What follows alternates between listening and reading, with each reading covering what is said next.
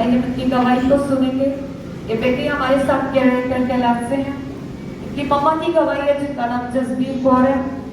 वो 28 साल से बीमार थे, दुखी थे, घर में परेशान थे और 2 बार इनके मम्मा ने सुसाइड करने का जो क्या निर्णय लिया है। 2 बार सुसाइड करने की कोशिश की। काफी बीमार थे, उन्हें काफी सारी बीमारियां थी, हर टाइम दवाई खाते रहते थे लेकिन कोई फर्क नहीं लग रहा था और काफी परेशान रहते थे। अपने घर में झगड़े होते थे, बिल्कुल भी मतलब फैमिली प्रॉब्लम्स भी थे। कई बार अपना घर छोड़कर मायके आ जाते थे, 6-6 महीने रहते थे। सुसाइड करने के बाद एक बार उन्होंने जब सुसाइड अटेम्प्ट किया तो उनकी तबीयत काफी खराब हो गई। उसके बाद वो 6 महीने तक अपने मायके में रहे, काफी बीमार रहे और उसके बाद वो फिर दोबारा घर गए, लेकिन फिर भी उनके घर में कोई सुधार नहीं था। वो परेशान रहते थे, दवाइयां खाते थे और उनको शारीरिक इतनी कमजोरी थी कि वो चल नहीं सकते थे अच्छे से, बात वगैरह करते थे लेकिन झगड़े होते थे। लेकिन फिर उन्होंने किसी को चर्च के बारे में बताया और जब वो फर्स्ट टाइम भी चर्च आए तो प्रभु के सामर्थ्य ने उन्हें छुआ। जब पास्टर जी ने उनके लिए ले हैंड की तो उनकी बीमारियों से वो छुटकारा पाया और अभी वो अपने घर में खुश हैं। और उनको एक प्राइवेट पार्ट में एक गिल्टी थी जो काफी उन्हें परेशान करती थी, जो तंगी थी, उनको चलने में परेशानी होती थी, काफी सारी प्रॉब्लम्स उस गिल्टी की वजह से उन्हें फेस करने पड़ते थे। लेकिन जब परमेश्वर के दास ने उन पर ले हैंड किया, उन्होंने उसी समय हीलिंग को रिसीव किया और वो गिल्टी छोटी होते होते बिल्कुल गायब हो गई। आज वो बिल्कुल ठीक है और उनके घर में शांति है और वो परमेश्वर को धन्यवाद करते हैं। वो सारी दवाइयां हो चुके हैं, अब वो बिल्कुल फ्री है। कितने साल की बीमारी कहा आपने? 28 ईयर्स। जोरदार तालियां होनी चाहिए। वाह, 28 साल से उनकी मम्मी बीमार थी। 28 साल का स्ट्रगल था। आप समझ सकते हो बंदे को अगर 1-2 साल या 6 महीने की स्ट्रगल हो।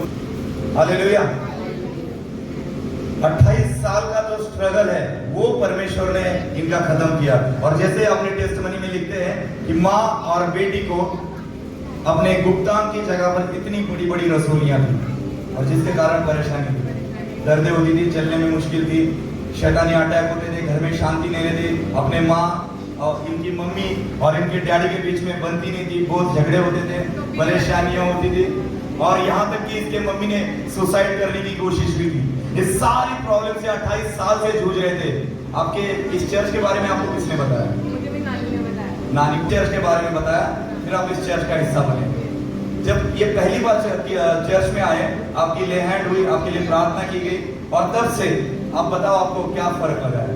काफी फर्क। हमारे घर में बहुत शांति है। जैसे पापा हमने कभी नहीं सुनते थे, कभी मानते भी नहीं थे हमारी।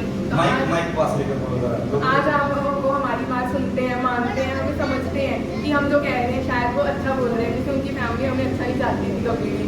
तो आज वो मतलब कि अपनी फैमिली को दूर करके हमारे पास आए हैं। 28 साल से कभी भी उन्होंने हमारे लिए कभी नहीं सोचा।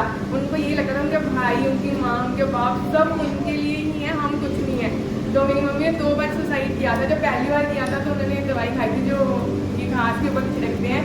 तो सबने उनको, मैं तब 7-8 ईयर्स की थी, तो सबने उनको कहा था। तो अभी वो सारे परिवार वाले आपको मिल रहे हैं, आपसे बात कर रहे हैं, आपके डैडी भी आपके लिए सोच रहे हैं और आपकी मम्मी के साथ आपके साथ बड़े अच्छे से रह रहे हैं और आपकी हीलिंग भी हो चुकी है। हालेलुया।